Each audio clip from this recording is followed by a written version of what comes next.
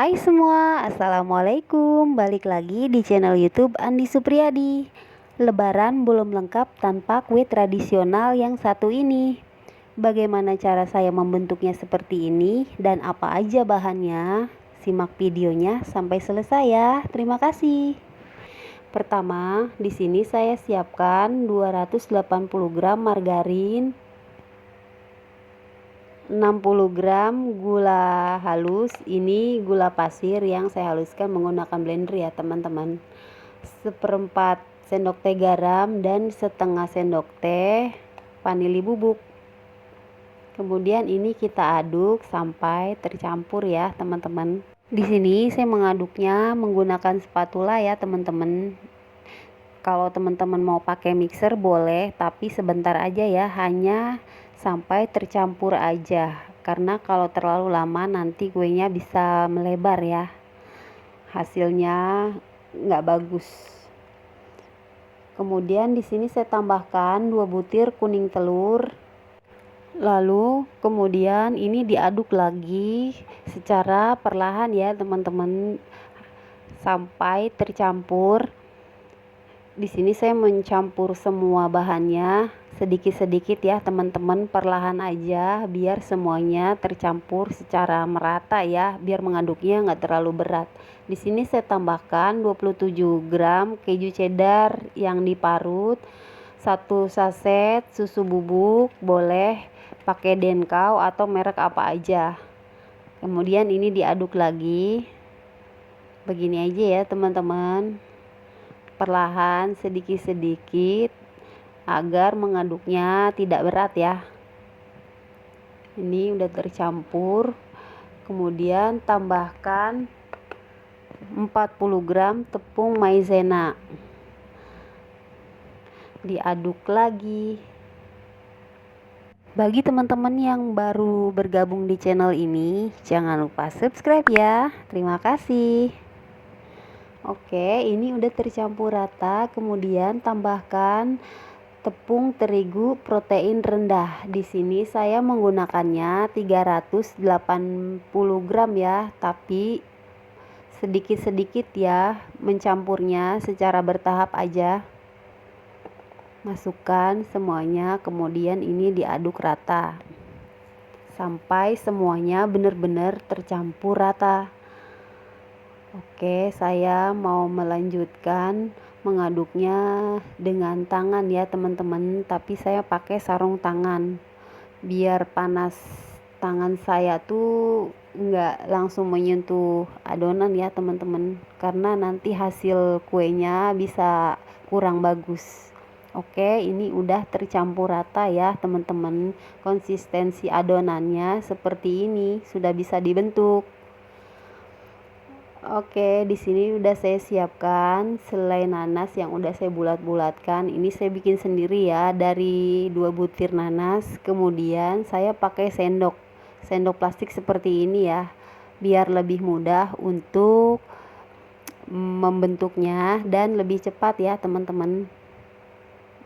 Ini kita sendok-sendok seperti ini ya, sampai semuanya habis.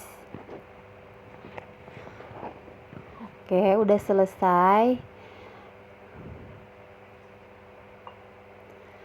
Nah, di sini saya pakai ini ya, teman-teman. Ini buat kerok daging kelapa muda ya.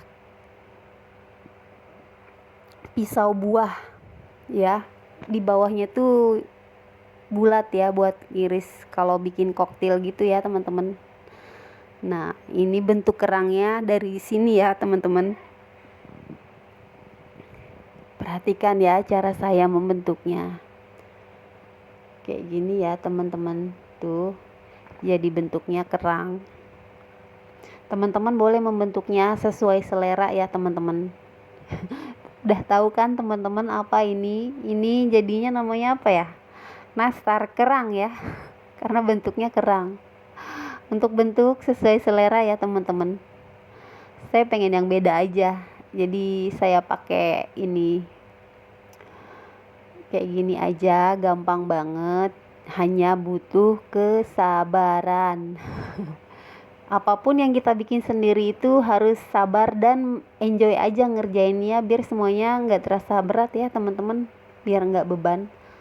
Oke, bentuk semua sampai bahan adonannya habis.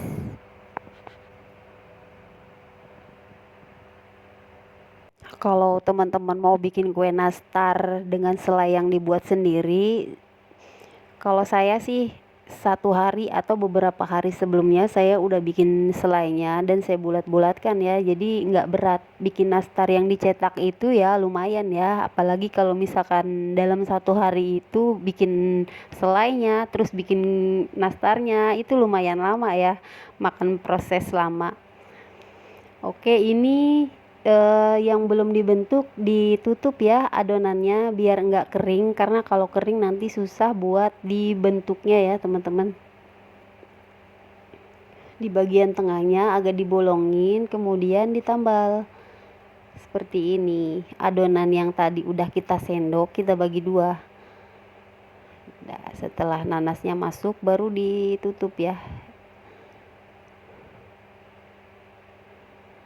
kayak gini. Nastar kerang darah ini ya teman-teman.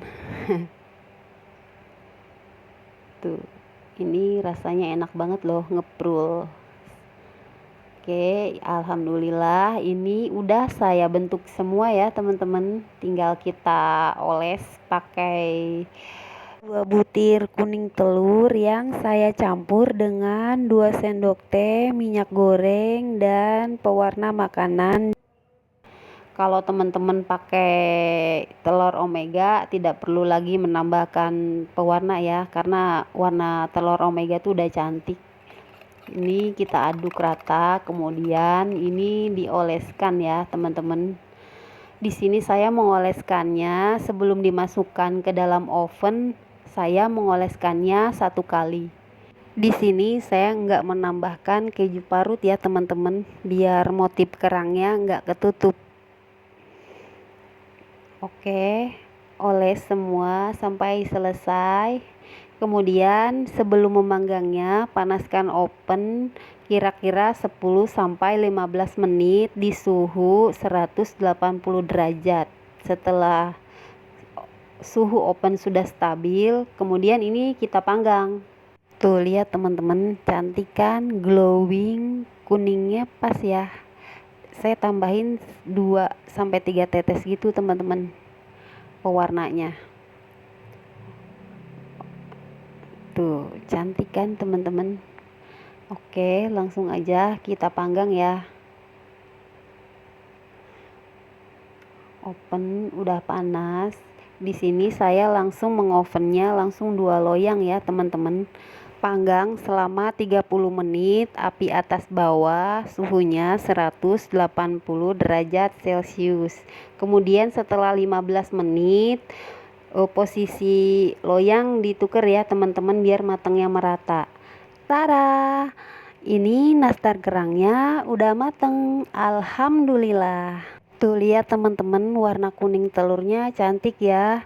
Di sini saya mengoles yang kedua kalinya saat posisi loyang ditukar ya, diangkat kemudian diturunkan dulu suhunya, baru dioles kuning telurnya ya teman-teman, baru kemudian dipanggang lagi 15 menit lagi. Dan hasilnya cantik seperti ini, matangnya pas, matang merata ya atas dan bawahnya. Tuh lihat teman-teman, glowing, bagian bawahnya juga pas. Langsung aja saya mau cobain. Bismillahirrohmanirrohim. Kejunya gurih, berasa manis gurih, ada asam-asam dari nanasnya, manisnya juga pas. Ini recommended banget buat isian toples lebaran. Coba kita lihat yang lainnya ya, bagian bawahnya. Tuh ya teman-teman, pas kan matangnya, nggak kegosongan. Tuh, atasnya juga cantik, warna kuningnya. Oke teman-teman, segitu dulu video dari saya. Semoga bermanfaat. Wassalamualaikum warahmatullahi wabarakatuh. Bye bye.